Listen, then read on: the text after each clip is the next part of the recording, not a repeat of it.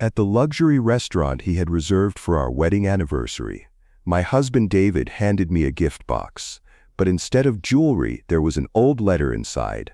"I can't keep hiding this letter for 10 years, he said. "You need to know the truth." When I read the letter, what I learned. Sometimes we learn the most shocking truths on our happiest days. Don't miss the shocking ending of this story. Hit that subscribe button and ring the notification bell right now, because what was written in that letter would change everything I knew about our 12-year marriage. I'm Sarah Johnson, a 34-year-old nurse. David and I had been married for 12 years and lived a very happy life. At least I thought we did. David is a 36-year-old successful lawyer, a confident, reliable man who always said the right things. That's why his confession that night was so shocking. David had made very special preparations for our 12th wedding anniversary. He had reserved a table at the city's most luxurious restaurant. Flowers, candlelight, everything was perfect. "Sarah, I have a very special gift for you tonight," he said as we sat at the table. I was very excited. Maybe a ring, maybe a necklace, maybe we had decided to have children. He took out a small velvet box from his bag. "David, I'm so excited," I said, smiling. When I opened the box, I froze. Inside wasn't jewelry, but an old yellowed letter. "What is this?" I asked in surprise. David's face tensed. "Sarah, I can't keep hiding this letter for 10 years. You need to know the truth."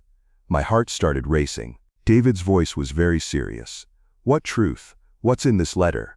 Please read it, then we'll talk." I opened the letter with trembling hands.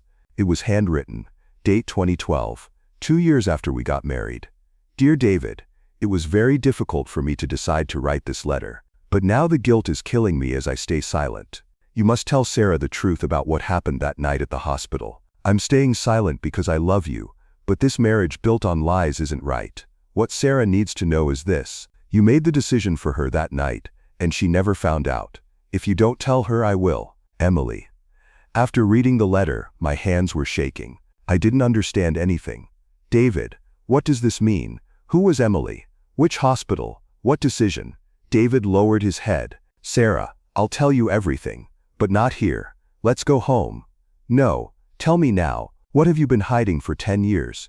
David looked around. The restaurant was crowded. "Okay, but please stay calm." "What calm, David? What is this letter?" David took a deep breath. "Sarah, remember, you had a car accident in 2012.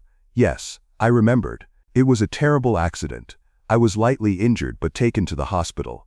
"Yes, I remember. What about it?" "You were in a coma for 3 days. The doctors needed us to make a very serious decision." "What kind of decision?" "I was only lightly injured." David's eyes filled with tears. "Sarah, you were pregnant, and the accident was very risky for the baby." I was shocked. "What are you saying? Was I pregnant?" "No, not anymore, because the doctors told me I had to make a choice, either you or the baby." The world started spinning around me, and I chose you, Sarah. They couldn't save you without harming the baby. "What? You made the decision for me. You were in a coma, you were unconscious. Someone had to decide. But this was about me. My baby." David started crying. "Sarah, I didn't want to lose you. We could have children later." This information completely destroyed me. I didn't even know I was pregnant, and David had decided to give up my baby for me. "You knew this for 10 years and didn't tell me." "How could I tell you? After you recovered, you didn't even remember being pregnant, because you didn't tell me." My voice was starting to rise in the restaurant. People were looking at us. "Let's go home, Sarah. Please." I was silent on the way home. My mind was in chaos. I was going to have a baby, and I didn't know.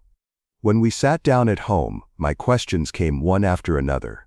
Who was Emily? She was a nurse. She was on duty that night. She was a very conscientious woman. She opposed my decision. What did she say? She said Sarah should decide for herself, but you were in a coma. Minutes mattered. So what happened to Emily? She resigned. This incident affected her deeply. Where has she been for 10 years? I don't know. She left the letter and went away. This answer wasn't enough. I wanted to find Emily. David, have you ever been sorry? I'm sorry every day, Sarah, but at that moment, I wanted to save you. But what if I could have made a different decision? I couldn't take that risk. That was the problem. David had made the decision for me. The next day, I started researching Emily at the hospital. I requested a list of nurses who worked in 2012. Emily Thompson. I found her. She still lived in the same city. I found her phone number and called. Emily Thompson? Yes, I'm Emily. I'm Sarah Johnson, David Johnson's wife.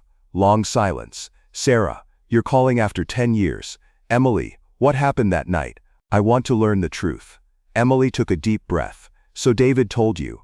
Yes, but I'm curious about your perspective. Let's meet. I can't explain over the phone.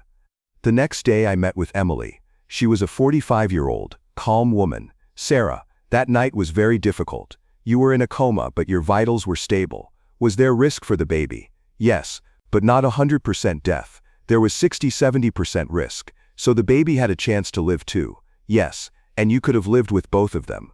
This information shook me deeply. David had told me either you or the baby. But that wasn't the truth. Emily, what did you tell David? I said there was risk, but we should try. We should wait until you regain consciousness. What did David say? He said he couldn't take the risk. He immediately decided on surgery. Could he do that legally? As your husband, yes, but ethically it was wrong. Why did you write the letter? Because you should have known the truth. But David said he would tell you. He didn't tell me for 10 years. Emily looked sadly. I knew he wouldn't tell you. So why didn't you tell me directly? Because you had recovered from heartbreak. You were happy. I didn't want to ruin it. Talking to Emily was very enlightening.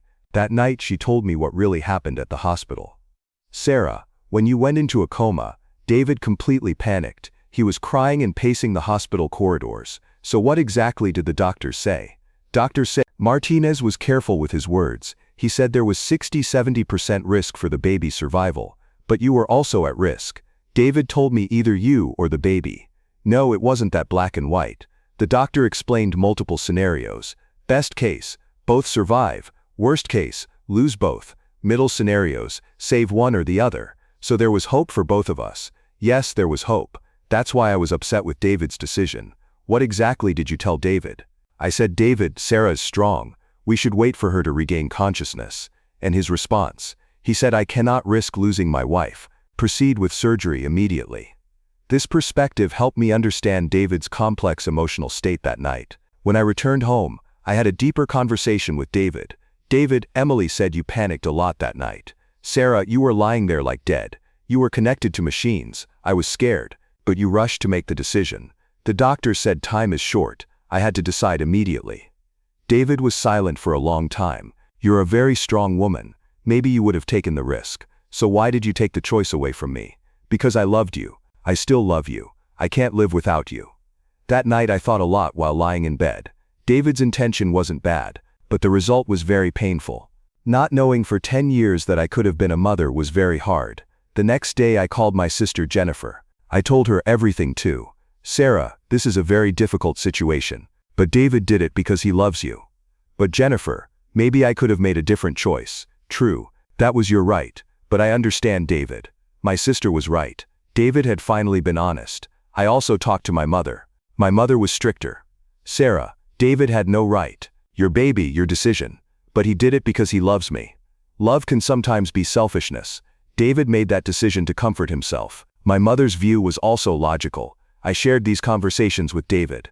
David, my mother made a valid point. You decided according to your own fears. Sarah, yes, maybe she's right. But I know that at that moment my only thought was you. So what do we do now? Whatever you want. If you can't forgive me, I'll understand. David's sincere attitude affected me. We started going to couples therapy. Therapist Dr. Lisa Miller was very experienced. In our first session, she analyzed the situation very clearly. David, your desire to protect Sarah is understandable, but you violated her autonomy. Autonomy. The right to make her own decisions. This is very important in marriage. But she was in a coma. Minutes mattered. You're right, but if possible, you should have waited. Or you should have told the truth later. She turned to Sarah. Sarah, David's intention wasn't bad, but the result was very painful. Doctor, how can I trust him? He lied for 10 years. Trust can be regained, but it requires time and effort. We had therapy for 6 months. We talked for hours every week. David was changing. Now he asked for my opinion on every matter. Sarah, what do you want for dinner? This sometimes seemed excessive, but David was learning. Our most important conversation was about the baby. Sarah, do you still want children? Yes, David. I want them very much. I do too. But this time every decision is yours. David, we're married. We'll decide together. 6 months later, therapy ended. Dr. Miller found us successful. You two have come a long way. David learned autonomy. Sarah learned forgiveness. David had really changed. He apologizes at every opportunity. Sarah, I made the wrong decision that night. I wanted to protect you because I loved you so much. David, if you love me, you should respect my choices. From now on I will never interfere. I promise. This promise was important, because we were rebuilding trust. Now our marriage is stronger, because we discussed the truth and found solutions. I could have had a baby. This is still a painful truth, but David and I decided to have a new child together. I became pregnant 2 months ago. This time David respects my every decision. When going to doctor checkups, he says, Sarah, you decide. Which vitamin do you want to take? You choose. Sometimes the people we love make wrong decisions with the intention of protecting us. But the truth must be discussed, and solutions must be found. David and I now have a deeper trust between us, because we can discuss even the most difficult topics. What do you think? Would you forgive your spouse in such a situation? Should mistakes made with the intention of love and protection be forgiven? Should such secrets be kept between spouses? Share your thoughts in the comments, and don't forget to subscribe for similar stories. See you in the next video.